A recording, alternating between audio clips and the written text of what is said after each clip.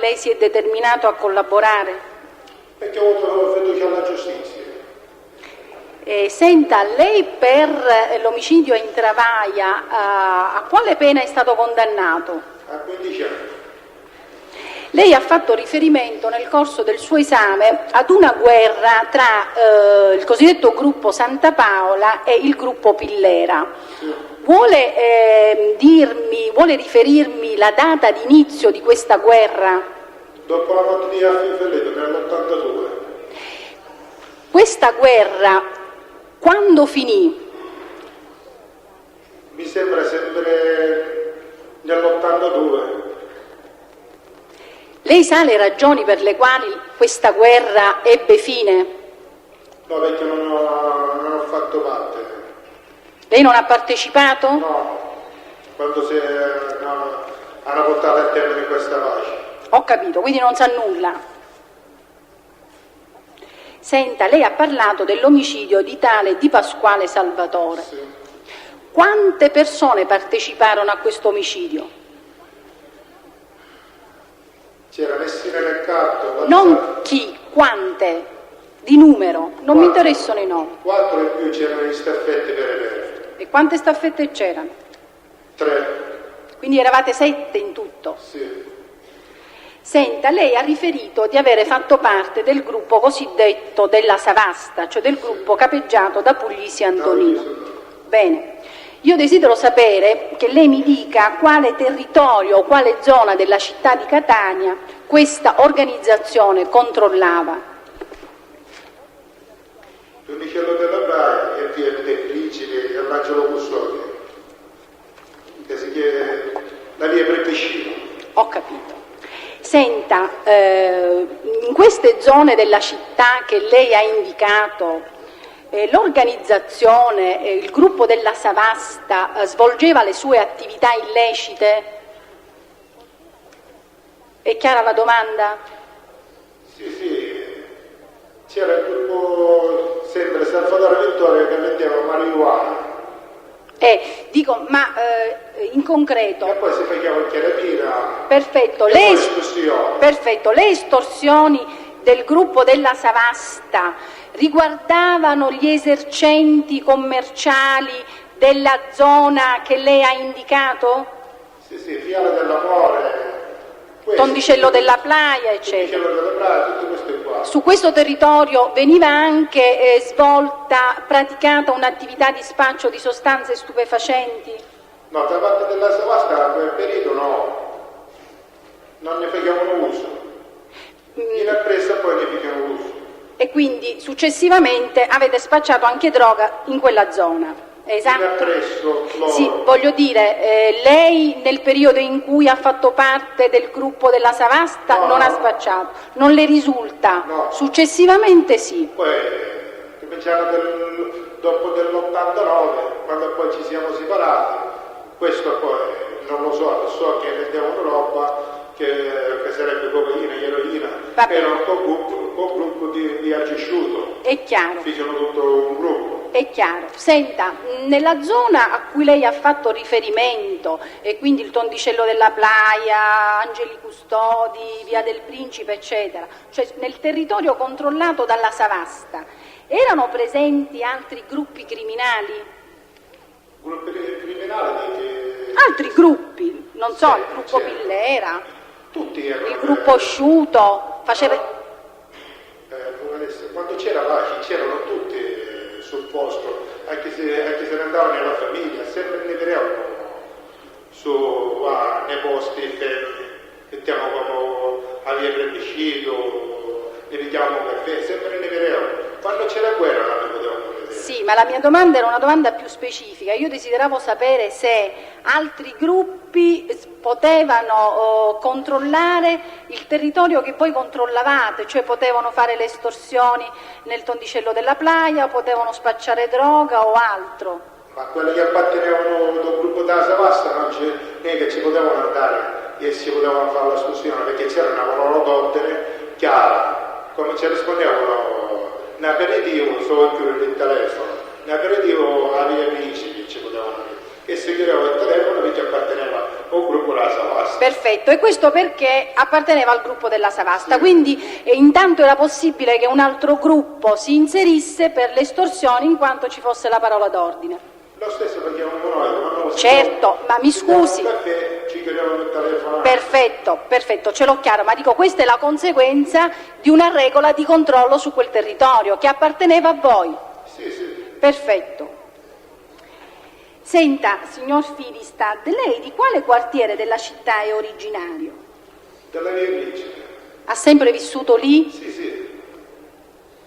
Lei conosce Messina Riccardo? Di bambino. E il Messina Riccardo di quale gruppo era? Dalla Savasta, di Puglia Sant'Antonino, come ero io. Senta, e anche il Messina Riccardo è del suo stesso quartiere? Sì, dottor Michele Lavra. Perfetto. E Lazzara lei lo conosce? Sì, anche lui.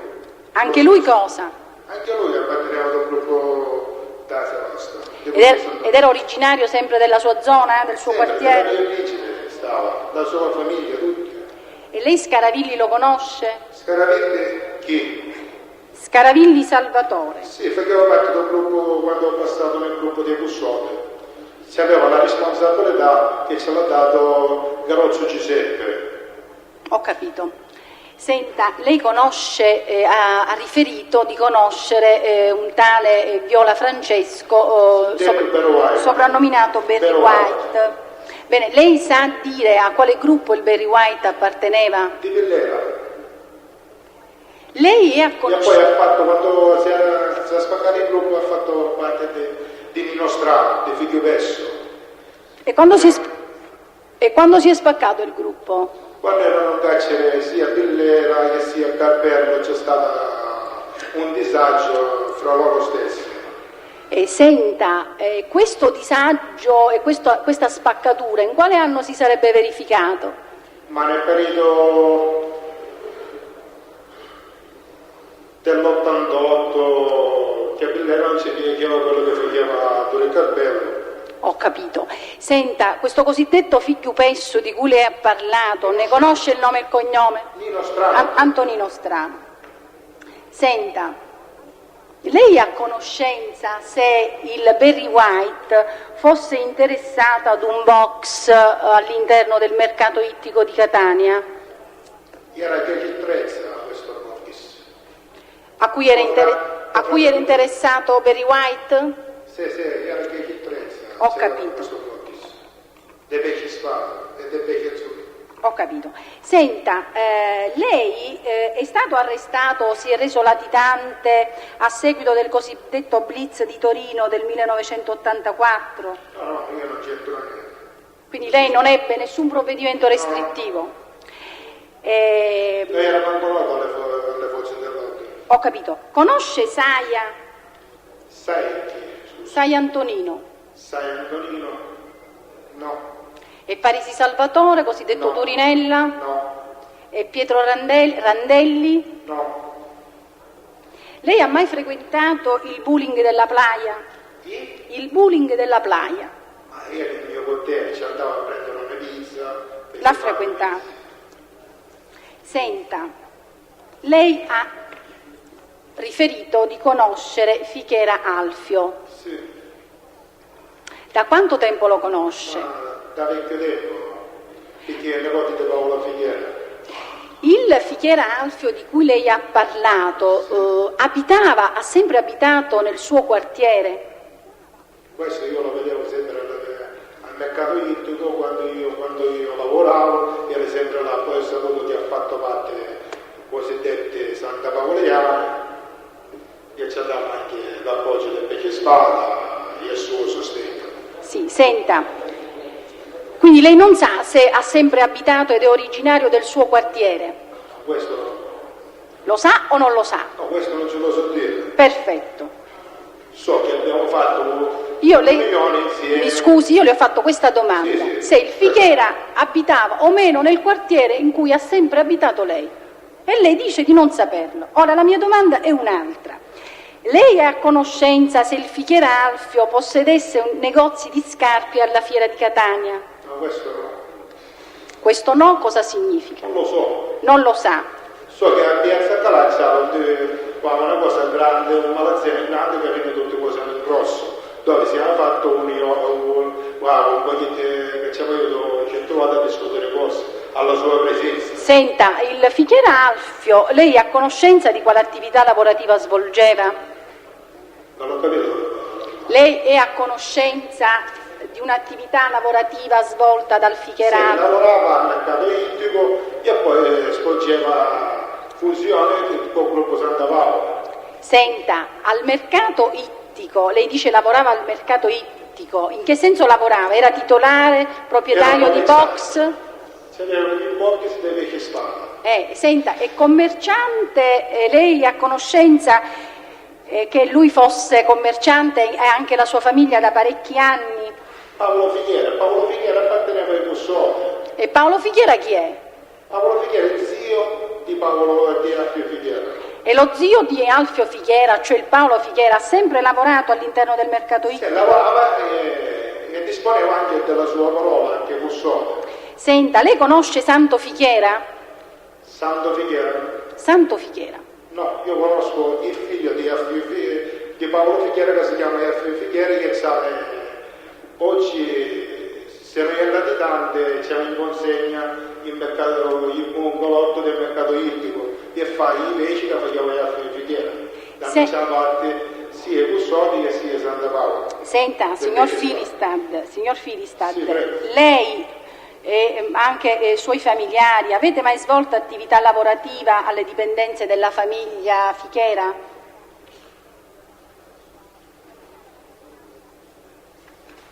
È chiara la mia domanda? Questo lavorava di mio padre, mi sembra, che lavorava. Lei mai? Lei dico mai? Altri suoi familiari? Io mai. E altri suoi familiari? Lavorava di mio padre, ci ho detto. E nessun altro a parte suo padre? Qualche mio fratello. E a parte qualche altro suo fratello? Questo non ce lo so dire. Non lo sa. Senta, il Fichiera Giuseppe, padre del Fichiera Alfio, era titolare di una ditta di trasformazione di prodotti ittici? Sì, facevano acciughe salate. Bene.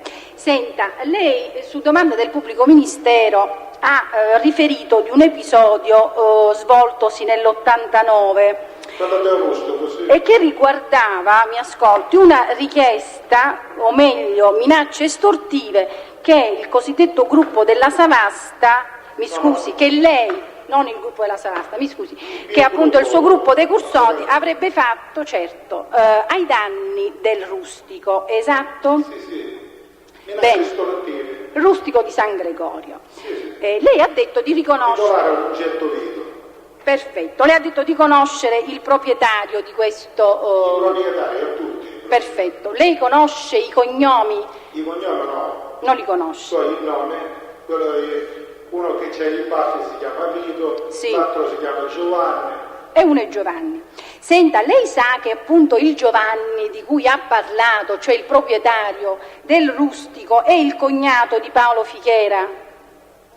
Questo non lo so che ci dicono la estorsione e a Paolo Gaffio ha preso il telefono e a Calogero Campanella nella riunione che sta dicendo che c'era Gaffio, che c'era la 100.000 misse. Benissimo. E questa discussione è stata nella Begonattuno. Benissimo. Io, signor Presidente, credo di non avere altre domande per intanto e di avere finito il controesame. Grazie. Avvocato Lita, grazie. Lei ha mai incontrato Fichiera Alfio nei pressi del Bulling? Io con Fichiera Alfio ci avevo solo. Ho chiesto se l'ha incontrato nei pressi del Bulling, deve rispondere a questa domanda. Ma può darsi che l'avevo incontrato qualche volta. Senta, quando ha conosciuto Carletto Campanella? Ma mi sembra nella fine dell'88. Guardi che, Presidente, devo fare una contestazione. Mi sembra nel periodo dell'88. Allora ci rifletta, quando l'ha conosciuto Campanella? Ci sto dicendo la domanda, mi sembra nel periodo dell'88.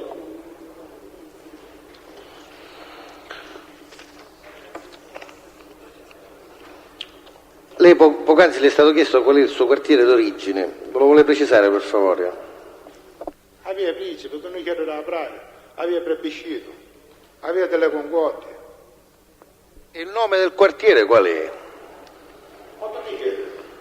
Si chiama così, Tuniceto da Playa, il nome del quartiere? Aveva delle concordie. E questo è il nome della via, della strada. Il quartiere ha un nome, no? Si sa, non so, l'Angelo Custode è un quartiere, Picanello è un quartiere, Tuniceto da Playa è una piazzetta, non è il quartiere, mi scusi. L'Angelo Custode. L'Angelo Custode. Da quanto tempo conosce Fighera Alfio? Ci ho detto da vecchio tempo. Le ha detto da parecchio, io la Lo prego. conosco quando era un lavoratore che non era con nessuno. E l'anno quale sarebbe? Faccio uno sforzo di memoria. Ci ho detto che io lavoravo nella casa del pesce, quando andavo al mercato ippico lo vedevo, era piccolo, Quanti anni ha Fighera Alfio adesso? può avere 39 anni, 40 anni. Quindi era piccolo, quanti anni aveva all'epoca? Io ce lo dicevo, io ero piccolo. Ah, lei era piccolo, mi scusi, non ho capito. Lei adesso quanti anni c'ha? 37, 37, quindi quando era piccolo quanti anni aveva? poteva avere 12 anni, 11 anni quando venivo a prendere i pesci al mercato ippico. Senta, lei interrogato in un altro dibattimento ebbe a riferire che Fighera è un uomo d'onore, per modo di dire. Può spiegare alla Corte che cosa vuol dire questa sua affermazione? Io ho detto Paolo Alfio Fighera appartiene al gruppo di Santa Paola perché lui si è manifestato che apparteneva al gruppo di Santa Paola. Carocciolo Campanella ha detto che era un compagno suo, e Aldo Iacovano ha detto che era un compagno suo. No, mi scusi, le chiedo scusa. Le chiedo scusa. Lei ha detto Alfio Fighera è uomo d'onore per modo di dire, ha detto testualmente Alfio così. Fighera era uno quando c'era una discussione, si assettava a tavolino come si assettava Aldo Iacovano, che Carocciolo Campanella, Piero Puglisi, Mino Marpassolo. Allora ha cambiato idea, diciamo, in proposito. Senta, conosce Santo Fighera? No, Pietro Filistad è un suo parente? mio fratello. Hanno avuto rapporti di lavoro col Fighera? Ma questo, il mio fratello, quello che fa mio fratello, io non lo posso sapere, non è che io sono con mio fratello. Mio fratello è uno che lavora, io lavoro dove vuole lui, io non lo posso, non è che ci faccio al mio fratello dove sei andato a lavorare. Ma diciamo abitualmente quello che fanno i propri fratelli lo si conosce, ecco perché le facevo questa domanda. Di quanto sta parlando lei, avvocato? Scusi la domanda. Suo fratello adesso cosa fa? Mio fratello lavora nella cosa che vende ligname, ora so che lavora al comune. Allora lo sa quello che fa suo fratello? Lo so, giustamente ora, lo so. E 10 anni fa cosa faceva suo fratello? Ma questo non ce lo so dire quello che so io. Mio fratello se ne andava a lavorare con venivano lignami e poi nella sua vita privata io non lo so. Ma io infatti non le ho chiesto cosa facesse nella vita privata, ho chiesto che attività lavorativa svolgesse suo fratello. Mio fratello? Suo fratello. Se ne va adesso a lavorare. Ha lavorato sempre nel legname suo fratello? Ma non lo so, lui lo sa. Come lui non sapeva dove me ne andavo io, se me ne andavo a rubare. Non è che lui volevo sapere se io venivo a fare arena, quando per dire il droga, quando per dire la parola. Qual è attualmente la sua posizione con la giustizia? Ma sono imputato, ne altro procedimento. Quante condanne definitive ha riportato? Quando ce n'ho una sola. Definitive? Ecco, quale? Per l'operazione Fiume Freddo, sembra Mugarosso. E quando, fine pena, quando? Fine pena, 87. 87 è trascorso già. No, 97, scusate. Prego. E altre condanne non esecutive? No, Quanti omicidi ha commesso di persone? parecchi. Parecchi quanti? Sia col gruppo Terza Vasta che sia col gruppo De Gussole. E quanti omicidi ha fatto? Ma 10, 15. questi omicidi è stato giudicato o in attesa di giudizio? Per i fatti già sono stato giudicato in uno. E che condanna ha riportato? Non dichiaro. E per gli altri invece le ha parlato di... Ancora ci sono i riferimenti e le indagini a posto. È definitivo, ha solo questa condanna? Sì. Ha mai...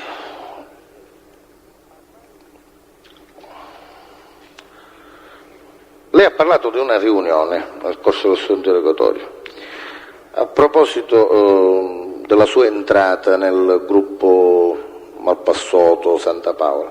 Dove si tenne questa riunione? 41. Prima siamo andati a mangiare un paio di ore prima. E quando è stata? L'89. Nel 1989. In che mese?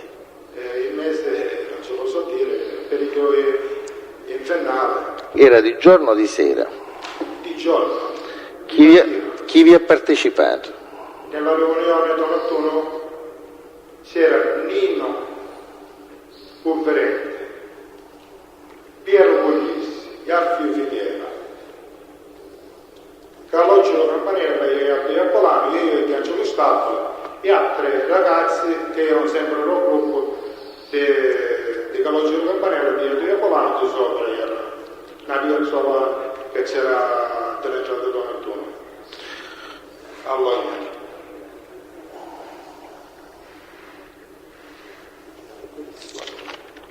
Senta, mi sa dire dove è situato l'Hotel Nettuno? ah? Dove è situato l'Hotel Nettuno? Ci ho detto all'Ottera. Dove precisamente? Ma per andare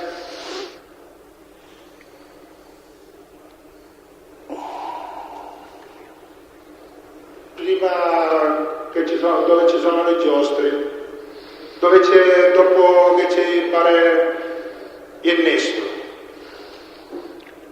da questi paraggi. Lei c'è stato diverse volte?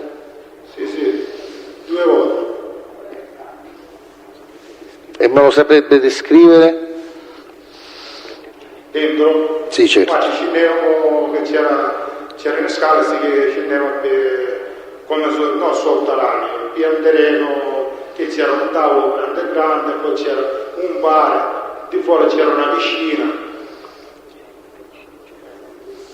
Quante piscine ci sono all'Hotel Nettuno? Di quella che ho visto io, una sola grande. Senta, alla domanda poco fa della collega che mi chiedeva perché del suo pentimento, lei ha risposto per la giustizia. Cosa intendeva dire? Lo può chiarire? Ma perché non voleva avere più a che fare con questa vita che faceva? Ma cos'è cambiato? Era stufo di questa Cos'è vita. cambiato in sostanza nella sua vita? Ti fa un inserimento nella società. Cioè, ma lei è rimasto in carcere, quindi cos'è cambiato? Ma potrà stare poco, avvocato. Come? Quello che devo pagare, devo pagare. E quindi perché si è pentito? Ma perché ci ho detto che pagare un secondo è uguale, lo voglio inserire nella società, non voglio avere tutti sbattere con queste cose di cannibale.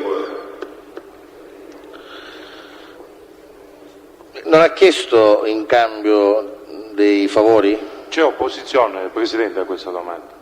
Si accoglie. Come vive la sua famiglia? Opposizione, Presidente. No, Presidente, questa Ci sono domanda... motivi di sicurezza. No, Ma io io ho chiesto come si vive. accoglie l'opposizione. Altra domanda. Presidente, io ho chiesto come viene mantenuta la sua famiglia. Motivi di sicurezza, se mi si oppone, va bene, se la Corte rigetta, ma non per motivi di sicurezza. È irrilevante, io non lo ritengo sia conducente ai fini processuali.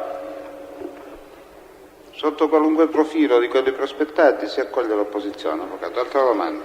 Qualunque motivo, come si diceva, sicurezza, mi pare che io ci sto molto attento, voglio dire, a non toccare determinati temi.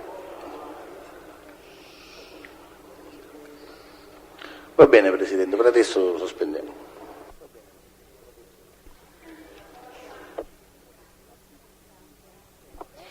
Signor Filistad, lei sa e ha conoscenza di quando il Fichiera Alfio sarebbe entrato a far parte dell'organizzazione del Santa Paola?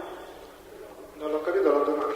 Lei sa quando il Fichiera Alfio sarebbe entrato a far parte dell'organizzazione del Santa Paola? Nell'89 mi risulta a me che l'ho visto di prima persona.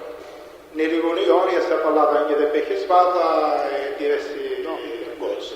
Quindi in quell'occasione? Sì. Bene, grazie. Sì, grazie Presidente. Signor Filistad, lei ha risposto a gran parte delle domande ai signori avvocati che mi hanno preceduto. Desidero soltanto alcune precisazioni. È a sua conoscenza che Angelo Stabile e Campanella Calogero si conoscevano? Siete vecchia data. Dove si sono conosciuti? Lei lo sa? Carcere, io questo non ce lo so dire. Né che mi poteva mettere a informarmi da quale carcere, da quale... No, questo non le si chiede, signor Filistad. Queste carceri che sono stati insieme. Quindi lei dice che sono stati in qualche carcere assieme? Ma per un'amicizia così bella e splendida? Ho capito, grazie. Lei dice che ad un certo punto della sua dichiarazione che ha reso giorni fa dice che voleva passare nel gruppo nell'asserito gruppo di Campanella Calogero. Dica. Nell'88 io e Angelo Stabile come una spaccatura interna con gruppo chiedo scusa Presidente, la testa non ha capito bene la domanda. Gli sto No, signor Filistad, lei la prego, deve rispondere alle mie domande perché ho bisogno solo di alcune precisazioni. Lei voleva passare nel gruppo del signor Campanella Calogero? Sì. E perché poi decise di non volervi fare parte? Perché Calogero Campanella e Andrea Polano stanno dicendo al ristorante siciliano, che poi dice una cosa, dice, per non si dire che il nostro gruppo tiene opportuno a inserirsi altre persone di altro gruppo perché non faccia queste cose l'ama riscacciato. Fai dire una cosa, dice passate, dice col gruppo di Montpassato, ma siete sempre Santa Paoleani. E a me non mi è stato bene questo particolare. Ma è sua conoscenza che in questo asserito gruppo del Mappasoto invece prendevano gente di asserite altre famiglie? Del Mappasoto no, erano insieme, ma quelli erano tutto un gruppo, mettiamo dei paesi, come per Passo, erano così infatti. Erano sempre inseriti nel gruppo di Santa Paola che figurano una fusione. Quindi a lei questo, sì grazie, a lei questo particolare non le è stato bene, dice? Non mi è stato bene perché avesse come, se a lui ci deve accettare, lui no che ti deve fare il ricambio con quello, non me l'ha accettato bene questa cosa. Non ha avuto, come ha detto l'altra volta, dei ripensamenti morali? Di che senso? L'ha dichiarato lei, glielo sto chiedendo. No, la domanda non ho capito di che senso presentemente. Lei nella scorsa dichiarazione, Presidente, procede eventualmente a contestazione se la riterrà opportuna. Mi faccia capire, la domanda le chiedo scusa signor Filistad, sto interloquendo con il Presidente. Può procedere alla contestazione. Grazie Presidente. Dopodiché mi sono fatto un esame da me stesso, ho detto Angelo, a me non mi sta bene visto che gli ho fatto la guerra e visto che c'è la mafia, non la malavita organizzata, come sbagliamo ci fanno a pezzi, quindi è un ripensamento che lei ha avuto. Scusa, non ho capito la domanda, io ci ho detto, vorrei ripetere la domanda, scusi signor Presidente, volevo capire la domanda. Presidente, sì. Le chiedo scusa, questa contestazione da che cosa si ricava? Cioè, di esame di 2 giorni fa, signor Presidente, mi oppongo a che venga usato il verbale di trascrizione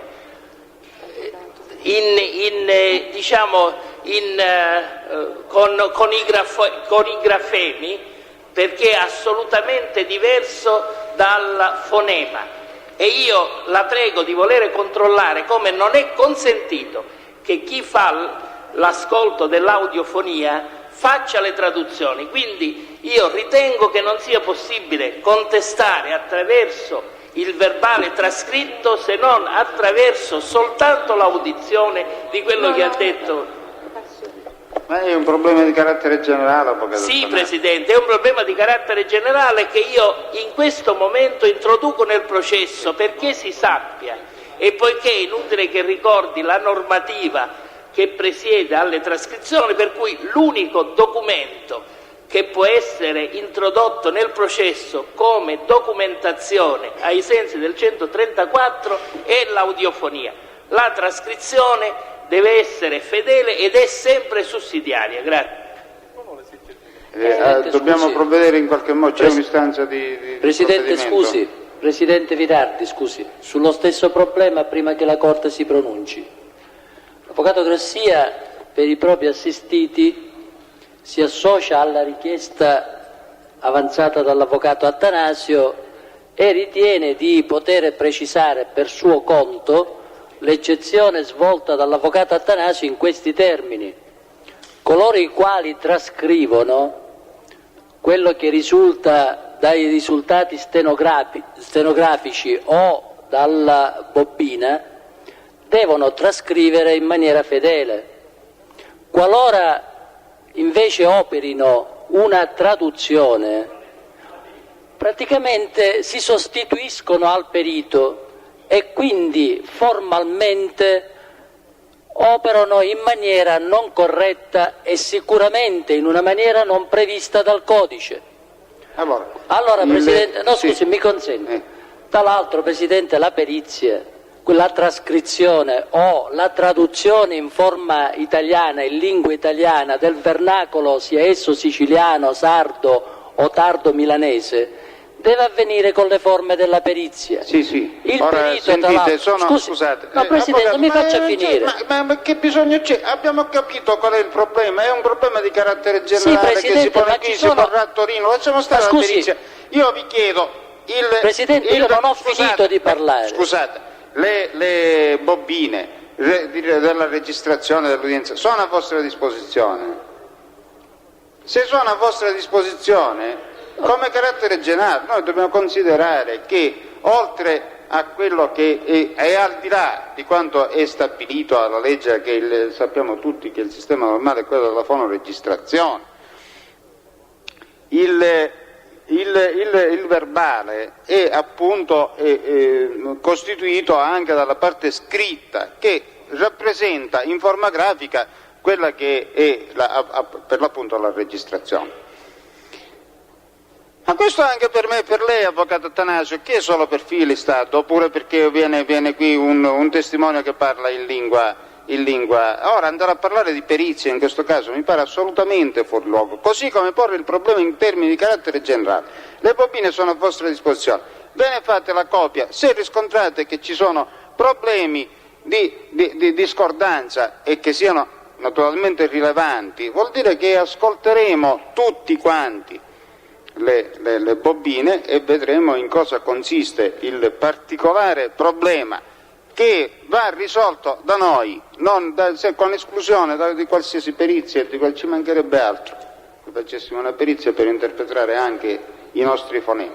Presidente, allora posso finire? Scusi, per concludere, scendendo ora, atterrando di nuovo, con riferimento alla contestazione dell'avvocatessa Danna, avvocato Attanasio, ha rilevato lei qualcuno dei problemi che io ho puntualizzato? Se sì, quale? Presidente, le chiedo scusa, probabilmente io ho, forse per deformazione professionale o per amore al vernacolo, sono uno dei pochi che ancora lo coltiva, ho avuto così vaghezza di rileggermi e i verbali di trascrizione e l'audizione. Io credo che stasera abbiamo appreso, per esempio, ha usato un termine che più tardi il trascrittore, per dire, non ricordo esattamente cosa abbia detto per indicare che vi era una conflittualità, ed ha usato un termine che è lontano le 1000 miglia e che ha un ventaglio di significati. Io non posso affidare, dal momento che quasi parliamo in termini di messaggi cifrati, alla buona volontà di colui il quale si permette di tradurre dal dialetto stretto all'italiano Per cui se lei volesse oggi invitarmi a dire quello che è avvenuto, io dovrei prendermi il verbale trascritto in mano, seguire pedissequamente l'audiofonia e dirle cos'è avvenuto. Io le sto rappresentando questa mia... Sì, signor Avvocato, è un problema di carattere generale, è lo stesso discorso che stava facendo l'Avvocato Grassia. Ora, a me interessa di sapere, con riferimento alla contestazione dell'avvocatessa Danna, a cui lei si è opposto, c'è motivi particolari con... Io non ho fatto la domanda, voglio dire che ci troveremo, non sono stato io a ci troveremo di fronte a certe difficoltà che dovremo risolvere nel modo più pratico. Presidente, allora l'avvocatessa Danna vuole ripetere la domanda. Presidente, io desideravo due battute che mi vengono concesse per chiudere il mio pensiero. Sì. Allora, il problema è molto pratico, ma è anche non ozioso, non capriccioso, Presidente. In effetti cosa capita? Che spesso molti testimoni che vengono a deporre e in veste di soli testi o di imputati di procedimenti o di reati connessi parlano quello che in termine vernacolese, penso, si definisce di solito abbaccaglio. Ora, il perito, quando traduce qualcosa, si impegna a tradurre e giura di tradurre secondo verità. Quest'obbligo di giuramento e di trasferire nella lingua italiana assolutamente il vero o quelle frasi che sono il risultato del linguaggio cosiddetto abbaccaglio, spesso linguaggio di solo uso dell'ambiente malavitoso o delinquenziale e quindi non percepibile anche a chi si intende di vernacolo, signor Presidente, pone problemi certamente gravi, perché a volte il pensiero del teste può essere assolutamente travisato e noi in quelle che lei in una precedente udienza ha definito i soli atti ufficiali del processo ci troviamo a leggere cose che il testimone non ha detto o cose che il testimone avrebbe detto in maniera completamente diversa. Ora è chiaro che la verità processuale non può essere affidata solo alla trascrizione, alla traduzione delle stenotipiste o di coloro che si occupano di questo tipo di lavoro. Deve essere affidata a un perito ove del caso e spesso si è usato anche in sede di udienza preliminare e soprattutto in materia di intercettazioni telefoniche affidare a dei periti e il professore Santi Correnti, noto studioso del vernacolo, è stato spesso incaricato per tradurre quelle che sono espressioni tipiche di un ambiente delinquenziale malavitoso in quelle che sono espressioni di pensiero italiano, ma comunque assolutamente dello stesso livello, dello stesso senso, dello stesso significato.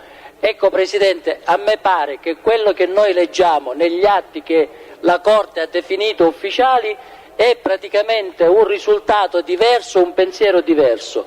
Allora, formalmente, il sottoscritto chiede che la Corte dichiari nulli tutti i verbali che sono stati tradotti in italiano, siccome resi dai testimoni in dialetto totalmente o parzialmente in dialetto, e dichiari la nullità anche di tutti gli atti che da quei verbali conseguono o comunque traggono origine. Avvocatessa Danna vuole ripetere la domanda, per favore. Sì, Presidente. Ho perso un attimino il filo del discorso. Stavamo... Solo per la forma, se un attimo il pubblico ministero può intervenire. Prego. Soltanto, quantomeno per ritenere che è assolutamente pretestuosa questa affermazione, questa richiesta di declaratoria di nullità. Io credo che, come è stato ben evidenziato, il verbale è contenuto in quelle cassette che sono nella disponibilità di tutti e che qualunque divergenza tra quanto asseritamente affermato dal teste o dall'imputato e quanto si ritiene effettivamente dichiarato possa essere di volta in volta evidenziato nel momento opportuno, nel momento in cui si vuol far risultare il contrasto. Per quanto riguarda le espressioni dialettali, non credo che l'avvocato Grassia né i componenti di questa giuria appartengono o sono di Trento o di Bolzano, e siamo tutti in grado di comprendere le parole dialettali e il senso in cui le stesse sono state dichiarate. Voglio inoltre osservare che proprio un attimo prima dell'intervento dell'avvocato Attanasio, l'avvocato Strano Tagliarini aveva fatto una contestazione in difesa del suo assistito Santa Paola, proprio facendo riferimento ad una precedente dichiarazione che non ha avuto alcuna difficoltà a trarre dal verbale precedentemente reso dal Filistad. Presidente, scusi, solo l'avvocato Stara, solo per chiarire. Signori, a questo punto scusi, dichiaro che la questione, ufficialmente, la questione a me sembra assolutamente oziosa. Quindi si chiuda questo argomento, mi perdoni avvocato Attanasio, come vede siamo arrivati a conclusioni insomma, che mi sembrano esorbitanti rispetto alla sua osservazione. Quindi chiudiamo questo argomento e continuiamo con il controesame. Avvocatessa Danni, per la terza. Sì, Presidente. Avevo chiesto al signor Filistad qual era il motivo che poi l'aveva indotto a cambiare idea, ad entrare in questo asserito gruppo del Campanella. Aveva risposto dicendo, gli avevo chiesto se c'erano altri motivi, e questa è la risposta che poi sono entrata in contestazione con il verbale delle dichiarazioni rese a pagina 18. Mi ritengo soddisfatta comunque della posizione assunta dal signor Filistad. Posso andare avanti? Rinuncia alla contestazione. L'avevo già effettuata prima dell'intervento. Un po' interrotta, comunque non lo so, voglio capire. No, l'avevo già effettuata, quindi è agli atti del processo. Diceva che non vi erano altri motivi e pare che invece vi fossero dei motivi quasi di ordine morale.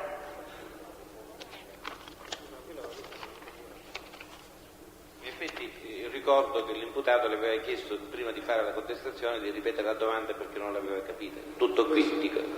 Cioè lei ha fatto la contestazione e ha fatto una contestazione per quello che lei ritiene fosse il contrasto, però voglio ricordare che la trascrizione dell'interrogatorio credo che darà giustificazione di questo mio assunto, che mentre lei stava iniziando la contestazione il Filistad ha chiesto che gli venisse riformulata la domanda perché non l'aveva capito. Tutto qui. Non ho nessun problema a riformulare la domanda. Anche quindi se cortesemente anche per certamente. I ministeri riformuli la domanda se la Corte non ha nulla. Signor Filistad, oltre al fatto che non gli andava bene di passare nell'asserito gruppo del Malpassotu, vi erano altri motivi perché lei poi ebbe a rinunciare? Perché con Santa Paola c'è stata una guerra in corso nell'82, perciò, specialmente sapendo che persone erano, c'era il fattore che ne potevano tagliare pezzi, perché là noi era la malavita organizzata, c'era la mafia. Ho capito.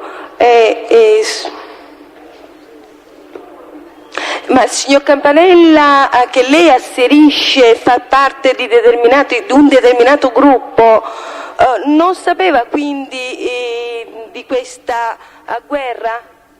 Campanella? Cioè lei l'aveva nascosto, chiedo scusa, riformulo meglio la domanda. Lei questo fatto che lei aveva condotto questa guerra l'aveva tenuto nascosto a tutti? Non lo sapeva nessuno? Non mi conosceva nessuno da parte di Santa Paola, perché ancora ero ragazzo quando c'è stata questa guerra, perciò mi potevano conoscere quelli che appartenevano allo stesso gruppo mio. Perciò io mi sono fatto reso conto che se questi qua vengono a sapere che io ci ho fatto una guerra, specie che sono con lo stesso gruppo, mi ammazzano. Ho capito. Questa è la Ho finito per il momento, Presidente. Posso, Presidente? Sì. Avvocato Russo. Signor Filistad, io l'ho seguita, ho cercato di seguirla attentamente. Lei mi deve spiegare una volta per tutte, alla guerra dell'82 che lei asserisce essersi verificata tra il gruppo Santa Paola e il gruppo Pillera, lei ha partecipato o no? Io ho partecipato, come ho partecipato? E poi io desidero... Quindi, a questa guerra, quindi lei ha partecipato. Diversi omicidi ha commesso per conto, quindi, del gruppo? Lo vuole cambiare? Ci arriva un altro microfono, non si sente. Quindi il brigale.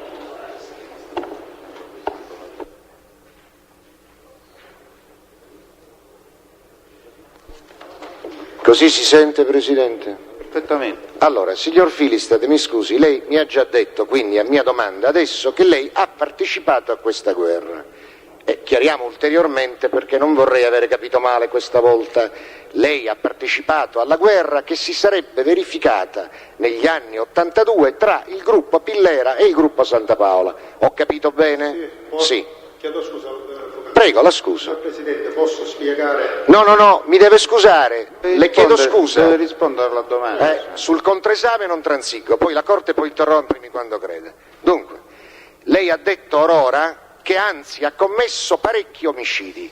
Per conto di quale gruppo lei ha commesso parecchi omicidi? Per conto della Savasta e per conto di Torre Pellera. E per conto di Turi Pillera. Perché Torre Pellera ha preso l'appoggio... Aspetti. Prego.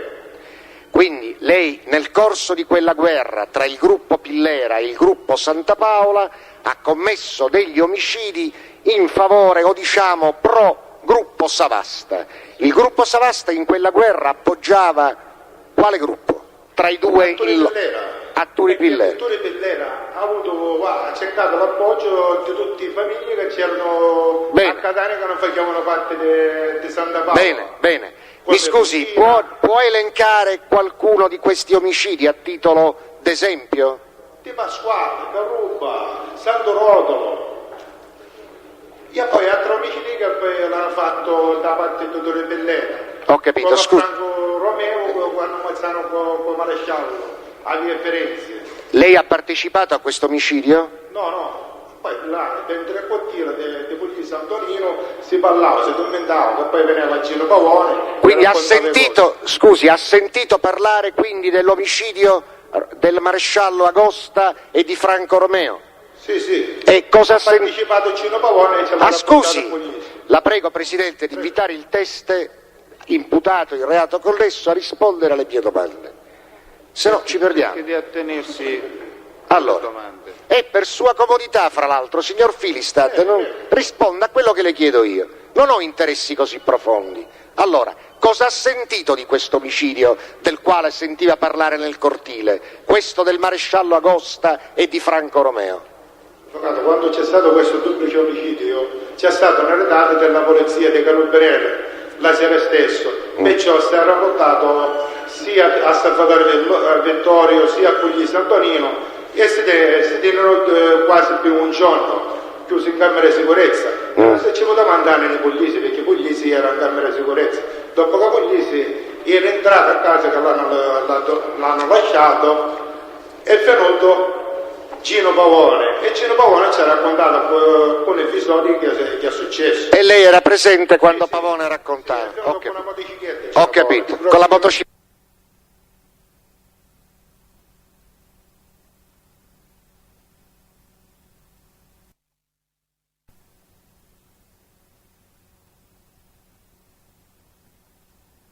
Lei ha studiato, signor Filistad? Ha fatto scuola elementare, la prima, la seconda? Ma arrangia a scrivere. Ecco, io questo volevo sapere. Lei sa leggere? Insomma, lei sa leggere. Io successivamente alla deposizione chiederò un esperimento, ma comunque devo fare qualche altra domanda.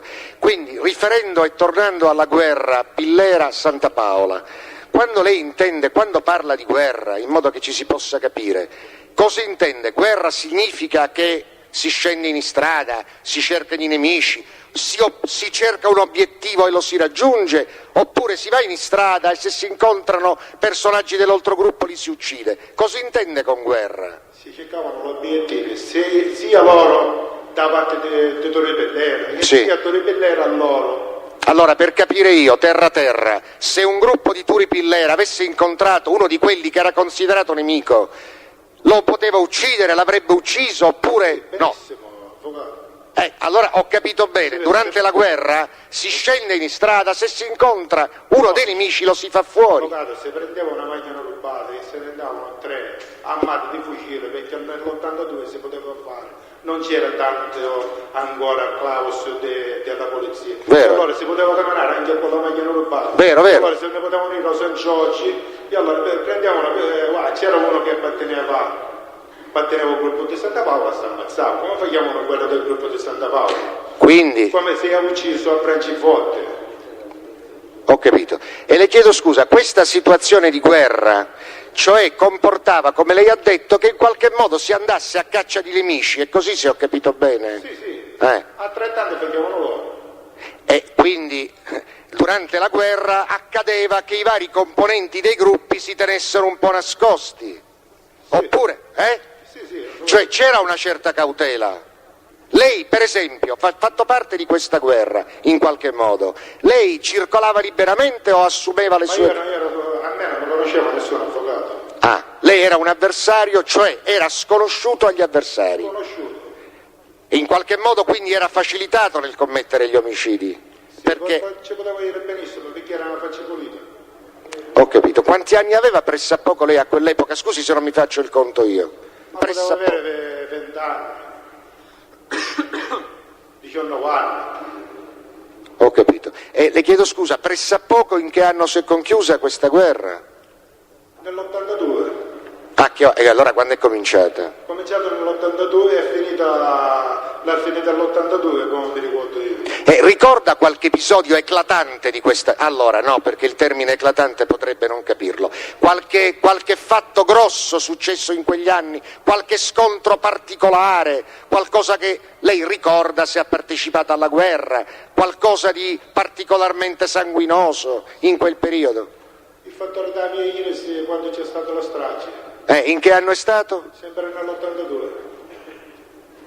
1900? A San Giorgio. Come San Giorgio? Quartiere San Giorgio, ho capito. San Giorgio. Ho capito. Va bene, signor Filistad, la ringrazio. Avvocato Giuffrida.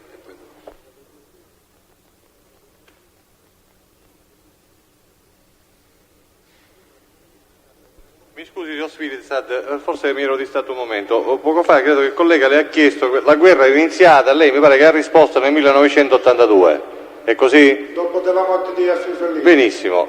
Non ho sentito, non ho capito, forse mi ero distratto. Sta guerra, se è cessata, quando è cessato, è continuata? Ha durato un bel tempo, ha durato 9-10 mesi, un anno. Ho capito. Allora, diciamo che durato 10 mesi siamo nell'82-83, negli anni che so, a fine 80 e 90 non c'era più guerra fra i gruppi, non c'è stata più guerra a Catania fra i gruppi. Alla fine degli anni 80. E che c'entra? Io sto parlando dell'82 quando c'è stato... E io scusi, lei sta dicendo si iniziò una guerra nel 1982 in occasione dopo la morte di Affio Ferlito.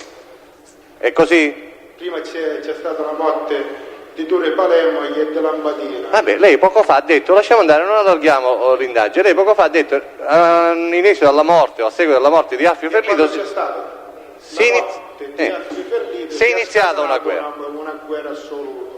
Benissimo, la guerra che vedeva contrapposti il gruppo Santa Paola e il gruppo Pillera e compagnia, è così? Sì. Benissimo, io le sto chiedendo, questa guerra è iniziata nel 1982, salvo diversi gruppi di composizione, è cessata a un certo punto o è durata ancora, fino a quando? Ma Renato ci ha detto 10 mesi, un anno. Benissimo, allora 10 mesi...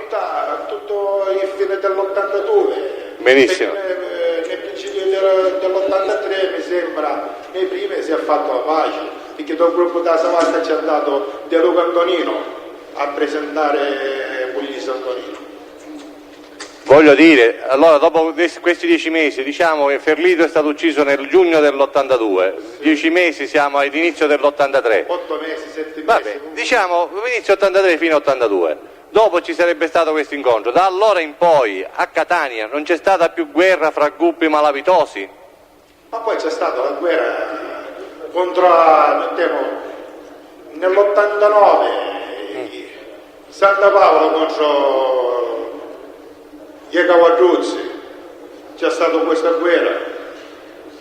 Solo contro questo gruppo? Ah, poi c'è stata la guerra via Giutigna contro Arturo Cappello, ce n'era stato tanti. Ho capito, c'è stato sempre guerre. Benissimo. C'è stata la pace. D'accordo.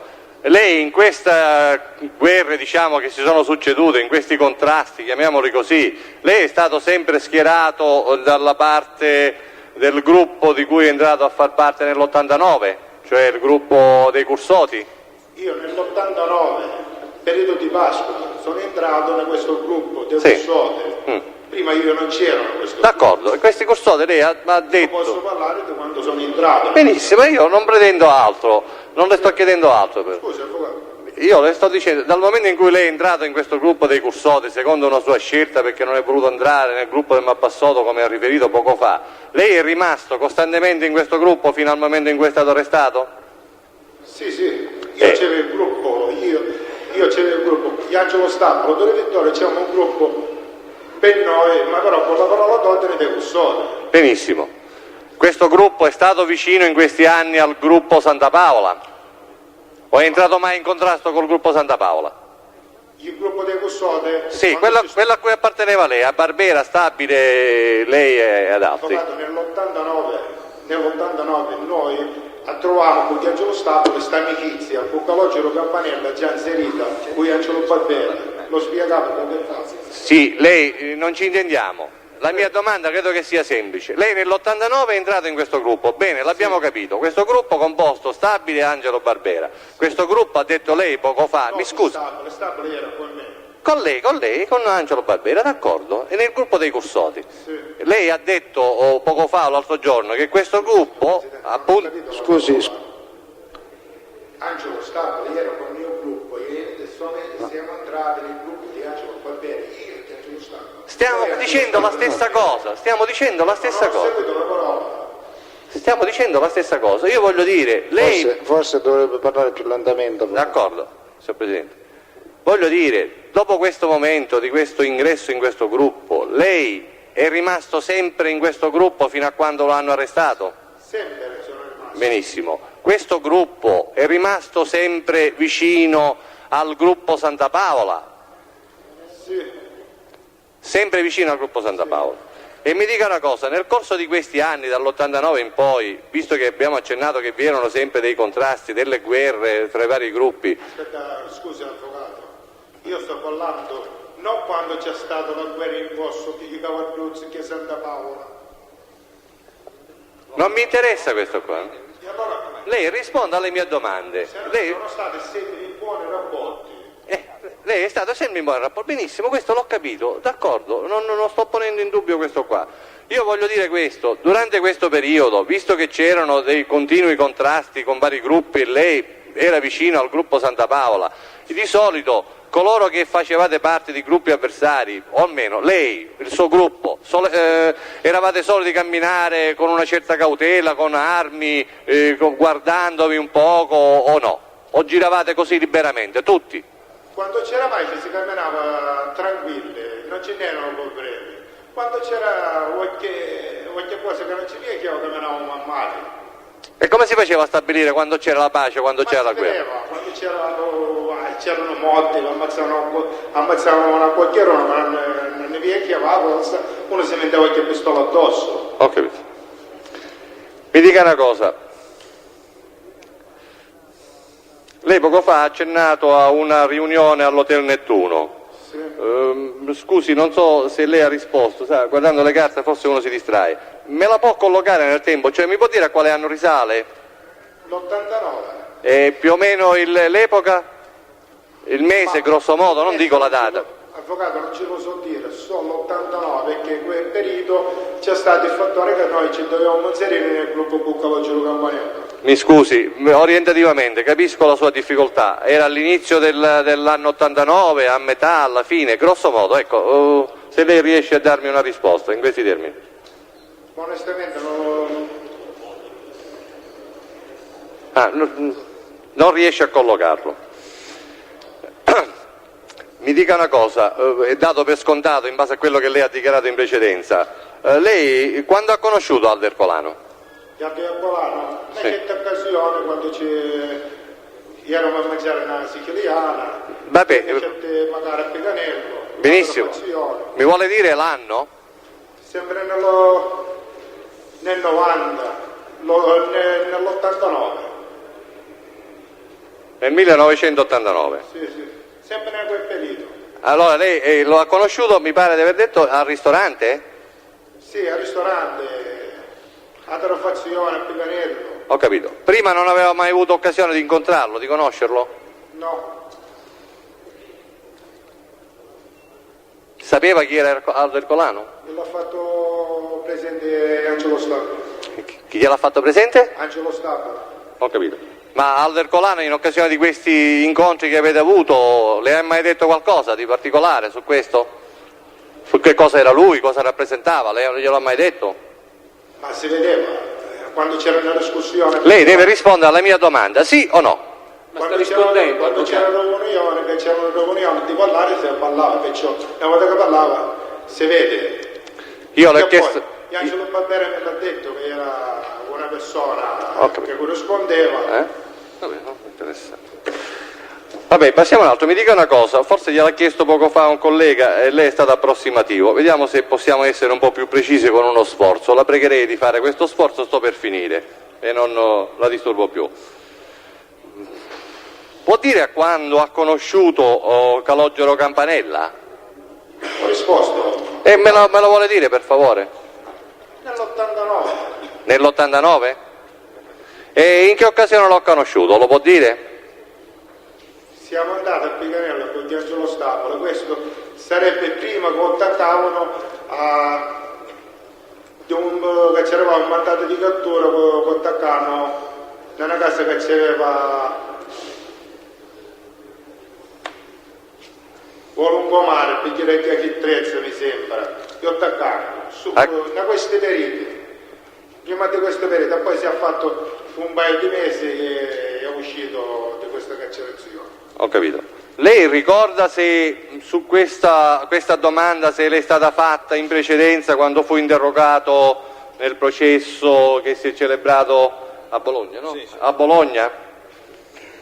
Se il pubblico ministero ebbe a chiederle da quando conosceva il signor Campanella? Ricorda se è stata fatta questa domanda? Sì, se non faccio... Benissimo, lei ricorda che cosa ebbe a rispondere allora? Che l'ho conosciuto a Picanello. E in che anno? In che anno? L'89. E allora io a questo punto le contesto... L'89, l'88, detto nel principio. Benissimo, va bene. Io a questo punto contesto al signor Filistad quando risulta dal verbale del 28 gennaio 95 del processo a carico di Santa Paola più 3 celebrato davanti alla Corte d'Assise, prende esattamente a pagina 201 quando a domanda, credo che sia il pubblico ministero che interrogava, interviene il Presidente della Corte, chiedo scusa. Le è stata fatta questa domanda: lei ha conosciuto personalmente Campanella Calogero? Risposta: sì, siamo andati anche a mangiare nel 1991, anzi è detto nel 91. Aspetti, lei mi lasci completare. Domanda: a quando risale la sua conoscenza con Campanella Calogero? Risposta: nel 91 l'ho conosciuto. Io faccio questa contestazione e chiedo l'acquisizione del relativo verbale. C'è già comunque il relativo verbale agli atti. Questa domanda non può esistere mai perché ho portato un sistema, se non faccio errore, perché noi ci dovevamo inserire in questo gruppo dell'89. Mi sembra una cosa strana, perché nel 90 abbiamo avuto tanti problemi con lui, anche una partita di Mario Vara di 100 kg. Personalmente controlleremo. È una cosa assurda questa mia domanda. Con questa risposta, scusa. Controlleremo. Sì. Avvocato Cattaneo? Sì. Signor Filistad, lei lo conosce Scaravilli Salvatore? Sì. Come lo conosce? Era suo compagno di giochi, suo coassociato? Che cos'era? Pippo Carrozzo l'ha fatto responsabile d'autobus. Questo io non gliel'ho chiesto, ho detto se lei lo conosce, come lo conosce? Come suo coassociato, come suo compagno? Come mio associato, uno che faceva parte del gruppo. Avete commesso reati insieme con Scaravilli? Sì. Di che tipo? Ma... Omicidi, estorsioni, rapine? Anche quello omicidi. della Zio Introvare. Senta, lei dopo che ha deciso di collaborare, ha più incontrato Scaravilli? No. Nemmeno in processi? Sì, nel processo a Roma abbiamo fatto l'esame insieme. Cioè vuole dire il confronto? Come? Il confronto vuole dire? Confronto, sì. Avete fatto il confronto perché? Su qualche circostanza? Di una circostanza che appartenevano a quel processo. Perché la pensavate diversamente? No, c'è stato un errore di un giorno, no che pensavamo diversamente. Un errore? Un errore peggio di un giorno che lui si ricordava quel giorno che ero presente. Ah, era solo... Ma lei non ricorda di aver detto a Scaravilli che stava confondendo la Corte? Non ha mai detto a Scaravilli che stava confondendo la Corte? Non la ricorda? Ho detto che si stava confondendo lui nella dichiarazione perché quel giorno io non stavo bene, sono stato solo quando c'è stato l'omicidio, perché sono stato l'esecutore materiale dell'omicidio. E quindi che lui si stava confondendo e che confondendosi lui confondeva la Corte? No, la Corte non l'ho detto che confondevo la Corte io. No, non lei, che la confondeva lui la Corte. Ci ho detto che si stava confondendo da questa cosa perché lui mi ha portato un sistema, solo questo. Ma lei non ricorda di aver detto pure che cosa stai dicendo? Stai dicendo cose diverse da come stabilito? Cose stabilite? Non esiste in questa parola. Presidente, c'era la stessa opposizione che si era già formulata in occasione della stessa domanda fatta all'imputato Scaravilli Salvatore. Non si può dare lettura. Ma io non sto dando alcuna... Ma lei dà lettura implicitamente, dà lettura attraverso la domanda. Scusi, dottore Bertone, veramente lo sta dicendo lei che c'è una lettura, io sto dicendo lei ricorda, non sto dicendo, sto leggendo dal verbale. Lei può fare una domanda se... Signore, e infatti in questi termini... Prendiamo nei termini della domanda e della risposta. C'è stata la domanda, c'è stata la risposta, andiamo avanti. Io, Presidente, mi scusi, con la sovrapposizione del dottore Bertone mi è sfuggita la risposta. Io ho detto, la domanda, dico, no, se la può fare ripetere, perché era importante, per me è importante per poter continuare o meno. Vuole rispondere di nuovo alla domanda? Il fattore di Scaravilli? Io le sto dicendo, lei ha mai detto a Scaravilli, ricorda di aver detto a Scaravilli, stai dicendo cose diverse da come stabilito? Ricorda aver detto una cosa di questo tipo? Ma non significa, ma è un mondo questa parola, avvocato. Io non le sto dicendo se significa o non significa, lei l'ha detta. C'è la risposta. La risposta è chiara, andiamo avanti. Presidente, io dico, sarà chiara per la Corte, credo che sia importante che sia chiara per la Corte, poi deve essere chiara anche per me per poter proseguire. Che cosa stai portando? Che significa, signor Filistad? Se io quel giorno non c'ero, ti stai ricordando male. Chi è che non c'era, lei o... Io non c'ero quel giorno della prima riunione che fecero, che sarebbe il lunedì, io c'ero il martedì quando c'è stato l'omicidio. E lui ha portato un sistema ha fatto insistere in questa cosa, per me chi c'era. E io ci ho portato tutto un chiarimento quando è stato stabilito l'omicidio alla Corte. Non ho altre domande, Presidente. Posso, Presidente? Avvocato Pugliese. Filistad, lei conosce Emanuele Natale? Sì. Quando l'ha conosciuto? Nel 90. In che occasione? Nell'ufficio suo di trasporti funebri, con Angelo Stato io. Ci siete andate, vi ha chiamato, ci siete passate siamo andati che ci doveva parlare con Angelo Stato. E per quale motivo? Per una discussione per portare Pietro Ladore che c'era un'agenzia di trasporti funebri, anche lui. Nella vicinanza sempre del Castello Mussino. Che discussione era? Se lui si poteva andare a stare, se Pietro Ladore ci poteva dare l'ufficio che c'era dei trasporti funebri, che lui si accattava questo ufficio. Stabile, perché fu convocato o fu contattato per questa storia? perché passava una grande amicizia con questo detto Rolatore, perché si metteva disponibile anche Angelo Stapoli di tutto, e perché Angelo Stapoli era come avere un padre. E quest'affare si fece o no? Non si è fatto perché quando se ne sono andato a mangiare o gente dell'inferno che c'era Campanella e a Polani, a Natale di Emanuele e qui Angelo Stapoli. Lei c'era a questo pranzo? No, me l'ha raccontato di Angelo Stapoli perché mi raccontava tutto. Natale di Emanuele ci ha offerto anche 100 milioni se ci faceva avere questa agenzia. A che titolo questi 100 milioni? 100 milioni, ma per favore che ci faceva che si interessava a questo problema per levarci questa proprietà. In pratica come una senzalia? Come una senzalia, come una cosa di regalo perché si interessava a farci avere questa... E al giardino d'inverno, per quello che le ha raccontato Angelo Stabile, cosa si è discusso, cosa è avvenuto? Si è parlato di questo modo, solo questo qua, che lui non ha accettato, e a Polano, il collegio di Campanella, ci ha sistemato questa cosa. Convincere Natale di Emanuele di lasciare perdere a Peggiolatore.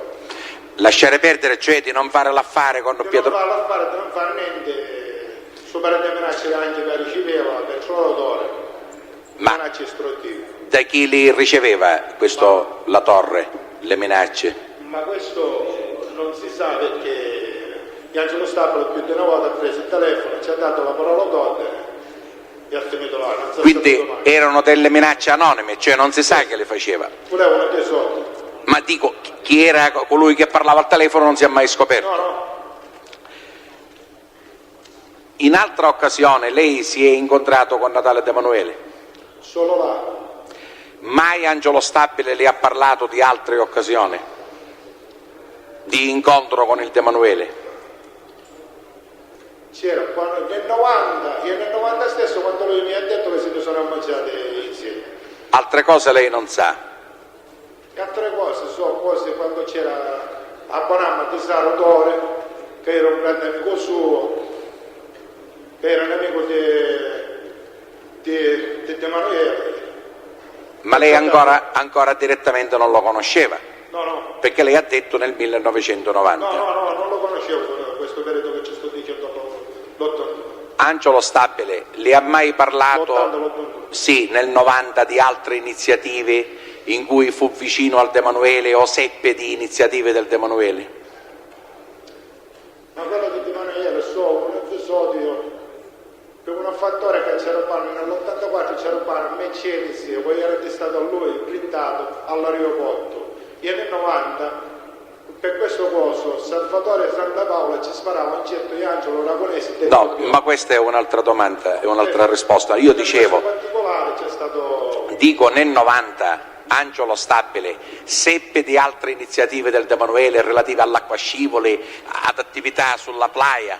All'acquascivole nel 90 ci portammo 100 kg di marijuana direttamente che c'era anche dal letto Campanella vicino all'acquascivole, una piazzola dell'acquascivole. Dico di certe iniziative del De Emanuele di acquistare altre lidi vicino l'acquascivole della playa nel 1900. C'è stata un'escursione del dottore Micci.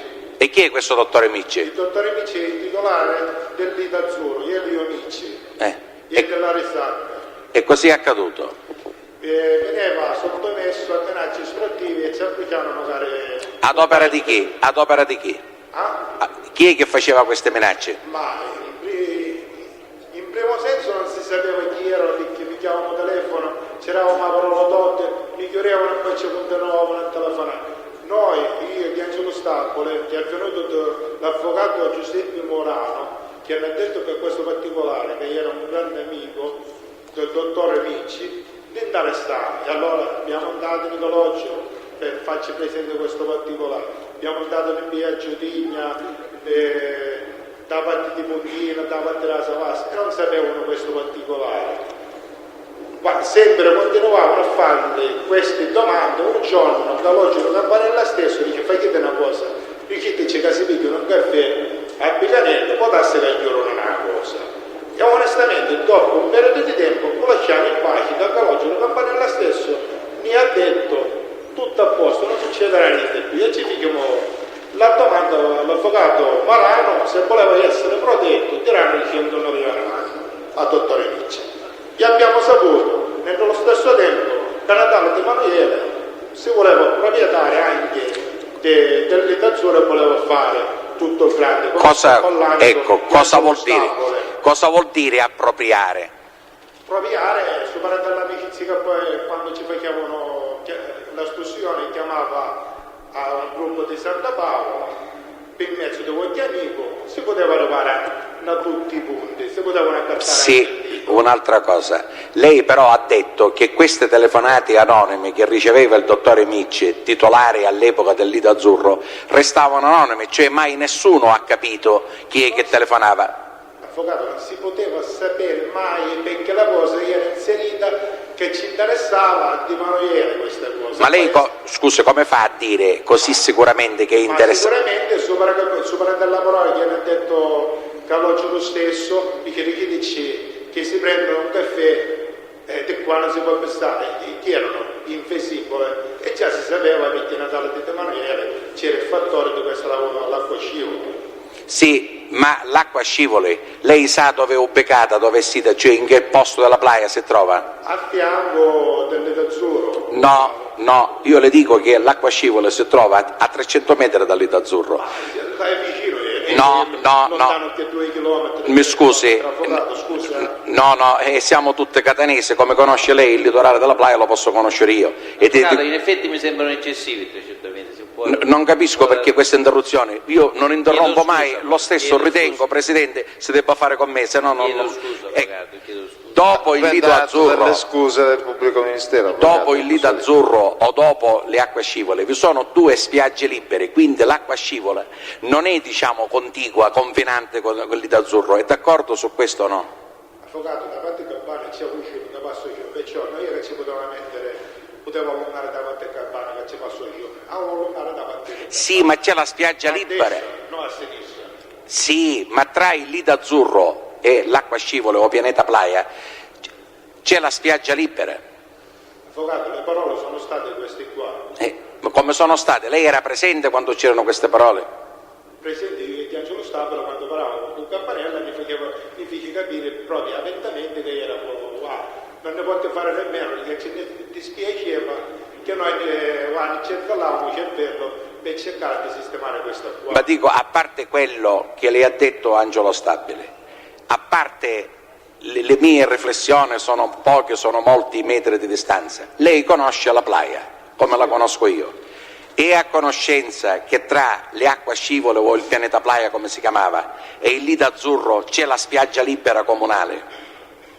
La spiaggia libera, avvocato, è abbastanza distante questa spiaggia libera. Ma è vicino l'acqua scivola? No, a passare proprio a un fiume dove passare, perciò non c'è questo particolare. E quindi, mi scusi, ma la spiaggia libera, essendo gestita dal comune, domanda o la riflessione, essendo gestita dal comune non si può occupare da parte di nessuno, cioè così come il fiume non può essere occupato, a maggior ragione qualunque lido privato o che ha una concessione da privato non può occupare una spiaggia libera. Avvocato. Prego. Mi risponda, dico se c'è... Avvocato, scusi.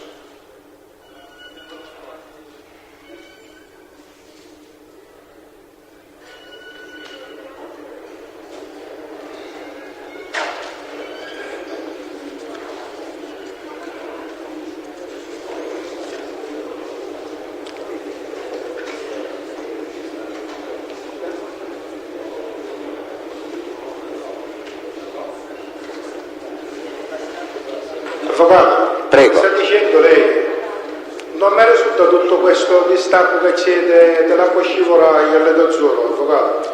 A me mi sembra che ci possono essere nemmeno 100 metri, alla cotta per prendere acqua. Sì, ma dico, le risulta però che al lato dell'acqua scivole, prima di arrivare al Lido Azzurro, vi è la spiaggia libera, questo le risulta? Avvocato, questa spiaggia libera non esiste più, perché c'è fatta l'acqua scivola. All'epoca esisteva la spiaggia libera. Ma all'epoca sappiamo lui stesso come non esiste più. Che vuol dire? Perché a sinistra, come ci sto dicendo, c'è sempre un passa un fiume, perciò, e poi c'è il fattore dell'acqua scivola, e appresso c'è il dottore Mitchell, il lido azzurro. Invece tra l'acqua scivola o pianeta playa che sia, il lido azzurro, vi è la spiaggia libera. Lei ricordi, faccia mente locale al 1990, che è il periodo di cui ci stiamo occupando. Avvocato, come mi ricordo io e come ci sto insistendo io, poi può essere tutto nella vita. No, può essere, queste sono delle realtà che possono essere verificate. Tu sta dicendo lei che 300 metri non esiste minimamente. Beh, sui 300... può prendere atto? No, sui 300 metri sono stato corretto in una forma irrituale quanto autorevole. Quanto autorevole. Io dico un'altra cosa. Avvocato, non ci dico che sono Gianco Cuccianco questa serietà. Io le dico che tra il lido azzurro e la spiaggia libera vi è poi dopo il pianeta playa. Quindi il lido azzurro non è vicino al pianeta playa. E c'è la spiaggia libera al centro, cioè interposta tra il lido azzurro e il pianeta playa. Quindi De Emanuele non aveva cosa farsene del lido azzurro perché non era vicino, questo voglio dire io. L'abbiamo capito, avvocato Pogliese, ma insiste nella sua storia. Com'è che poi lei conobbe Micci? Il dottore Micci me l'ha presentato l'avvocato Morano. In che occasione? L'occasione che era sotto minaccia di esclusione. Lui è ingegnere Ravenna. E cosa hanno detto Micci e quest'altro signore? Che ci facevano un'esclusione sia alla Resacca sia all'Azzurro e sia nella casa del dottore Ravenna. Però non erano riusciti a capire chi è che li faceva questa estorsione. Quelli sono noi che potevano sapere chi era, perché noi poteva essere anch'io che ci ma allora perché si rivolsero a lei? L'avvocato Morano, perché passava una grande amicizia con loro di infanzia, con il dottore Ialio Micci. E perché questo mi ci ha portato a me il dottore Micci, l'avvocato Morano. E cosa le ha detto? Che era il suo amico che riceveva minacce estortive. E lei cosa ha fatto? Io mi sono interessato, come una volta mi sono interessato quando ci fecero una estorsione, una cosa da lampadari che apparteneva sempre all'avvocato Morano. No, io sto dicendo l'episodio di Micci, cioè del lido azzurro. Lei cosa ha fatto una volta che Micci, attraverso l'avvocato, ha esposto questo problema? Ma quello era spaventato al massimo, si voleva vendere tutto, la Resacca, il lido azzurro, un lido vicino, di fronte alla piscina se l'ha venduto. E lei dopo che ha fatto, vedendo questa preoccupazione? Wow, un momento su di morale. In quale modo? In quale modo che noi carendiamo per lui, che non ci succedeva niente. E che corrispettivo, delle nostre persone. Che corrispettivo ha avuto lei da questo interessamento a favore del dottore Micci? Ma ne davo 45 milioni all'anno. Per quanti anni? Ma fino a che c'ero io, del 90 fino all'81 fino a che mi attaccavano, poi quando mi attaccavano c'era Salvatore Vittorio che si sprecava tutto. Per quanto tempo ancora, per quello che lei sa, è durata, diciamo, questa mano d'aiuto a favore del dottore Micci? Ma fino al 92 ci continuava a dare soldi. E poi dopo non ha saputo più niente? Poi non si è saputo niente perché Torre Vittorio si è messo con un'altra famiglia, sopra di altre problemi che succedevano, solo auto con soldi, e si mise un cappello.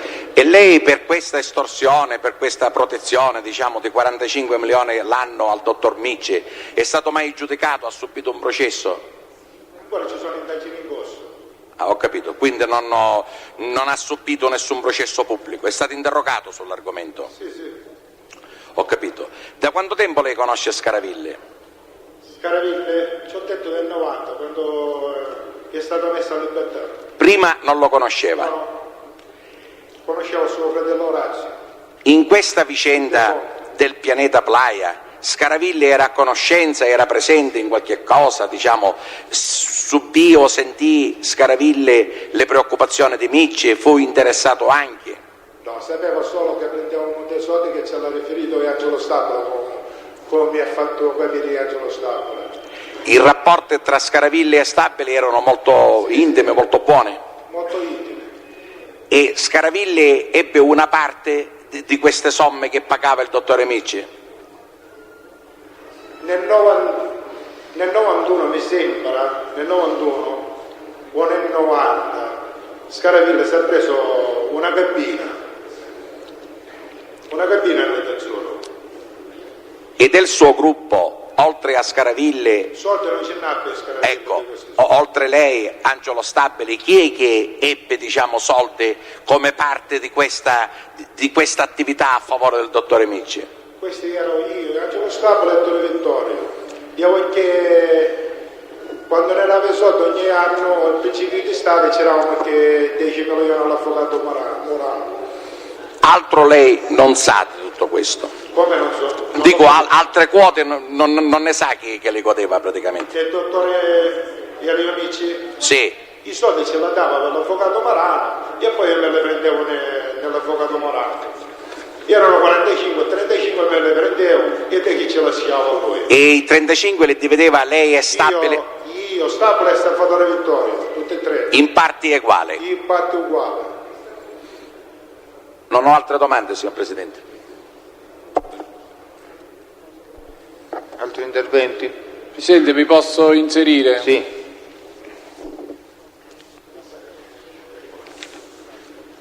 Senta, lei ha riferito dell'omicidio di un tal Branciforte. Branciforte? Sì, come si chiama di nome Branciforte, lo ricordo? No, il nome no, so che è il fratello di Filippo Branciforte, sì. È imputato mi sembra da questo procedimento. Mi sembra. No, in questo precedente no. Lei è venuto a testimoniare in un processo contro Branciforte. Senta, ricorda l'anno di questo omicidio? 82. 82. Si ricorda dove lei... A San Giorgio. Come ne è venuta a conoscenza? Perché sono partito per fare l'azione del potere di Pugli Sant'Onino. Lei faceva parte di questo gruppo oppure... cioè lei ha partecipato materialmente all'omicidio? No, io mi sono portato il fucile 5 coppe per tagliarlo. E poi l'ha consegnato a chi è andato a sparare? Ci ho dato il fucile per andare a sparare ai Affiamato. Quanti erano i partecipanti all'omicidio? 2 sole, Franco Ragonese e Affiamato. No, vabbè, i nomi non mi interessano, 2. E che armi avevano? Un fucile solo, ci sparavano dentro la macchina stessa. Il Branciforte si trovava dentro la macchina? No, il Branciforte era vicino a una sua ragazza, a San Giorgio. Lei questi particolari da chi li ha saputi? Dai 2 che sono andati a sparare? Sono rientrate con la macchina e posano il fucile e tutto. Quindi lei li ha visti partire e li ha visti rientrare? L'orario, se lo ricorda? Ma di sera. Più o meno l'orario? Potevano essere le 7, qua quando se ne sono andati, il tempo che le 6:30, le 7, il tempo che si sono fatti un giro. Gli hanno trovato a lui. Che già lui lo curava di prima. Scusi, erano partiti per ammazzare Branciforte o uno qualsiasi degli avversari? Su come già la prima volta l'ha curato e non l'ho già avuto in modo giusto perché era da solo, gli altri. E poi ci ha avuto l'occasione che facciamo il giro, non a come si chiama, da parte di Santa Paola o San Giorgio. E c'è stato questo particolare. Sì, e dunque lei ha detto che sono partiti intorno alle 7 di sera? Le 7 e mezza. Vabbè, sì, orientativamente. Dopo quanto tempo sono tornati? Lei è rimasto fermo lì? Scusi se mi introduco, prego. Avvocato Strano, stiamo parlando di fatti...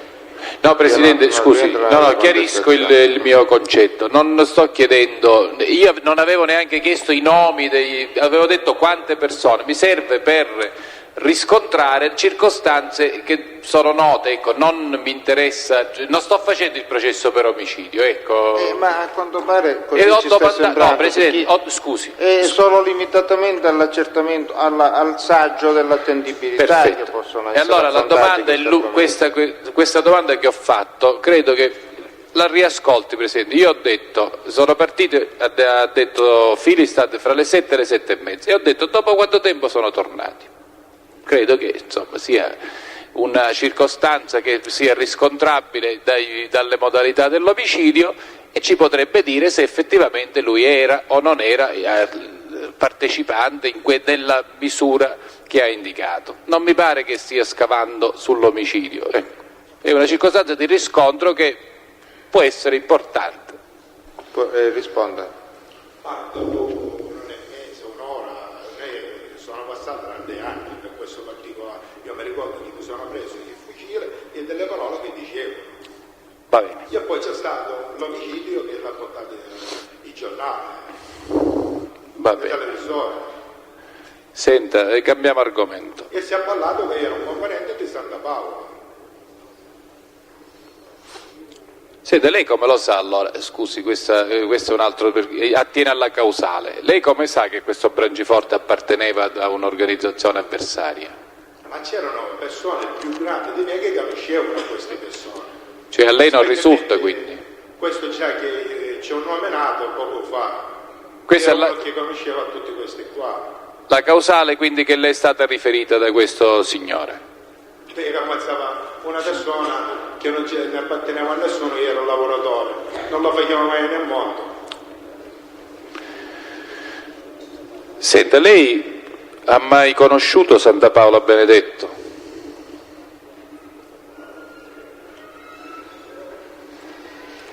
Di persona non ci ho avuto mai che spandere, perché ho avuto una fama su di lui che nel quartiere di Puglisi si parlava, sempre, nominavano sempre, ha detto Santa Paola, un cacciatore.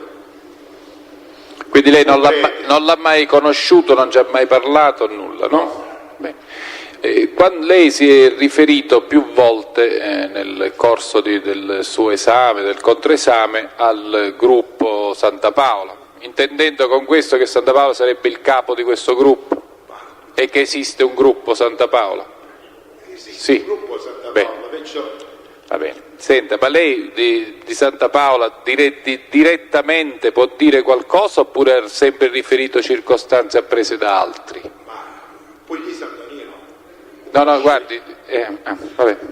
Chiedo scusa, Sì, prego, no, prosegua, scusi se l'ho interrotto. Io so tutti i particolari che potevano esistere contro sopra Santa Paola. Sì, guardi, la prima domanda è questa e poi possiamo anche non passare alla seconda. Lei direttamente, cioè per sua conoscenza diretta di fatti, perché l'ha visto, perché ci ha parlato o per sua conoscenza proprio diretta con Santa Paola, ci può dare qualche circostanza oppure no? Io diretta con Santa Paola non ci posso dire niente perché io con Santa Paola non mi sono visto mai. Benissimo, mi basta questo. Senta, un'ultima domanda.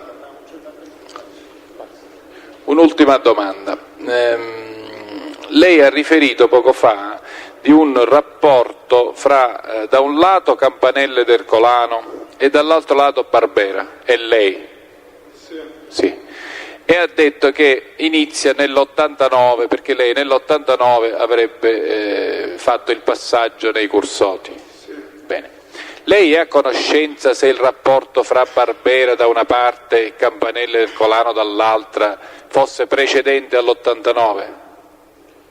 Come so io, Giovanni Rapisarda, un cognato di Barbera, era un po' gruppo di Santa Paola, perciò in occasione di lui c'era questa splendida amicizia.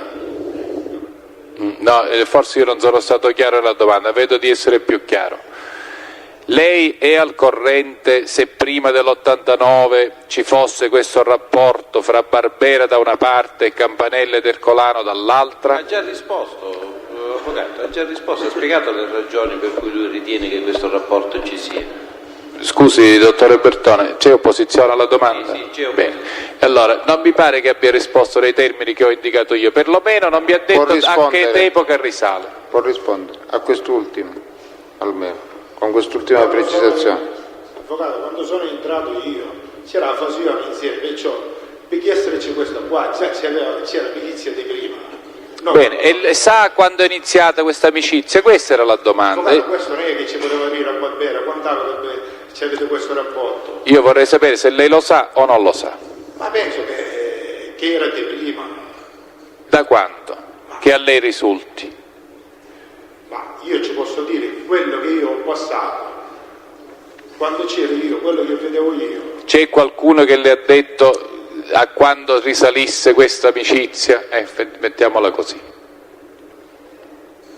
Ma questo no, avvocato, io so che loro già, prima che ancora noi rientravamo, c'era un buon rapporto tra loro. E poi nel 90 c'è stato più bellissimi rapporti.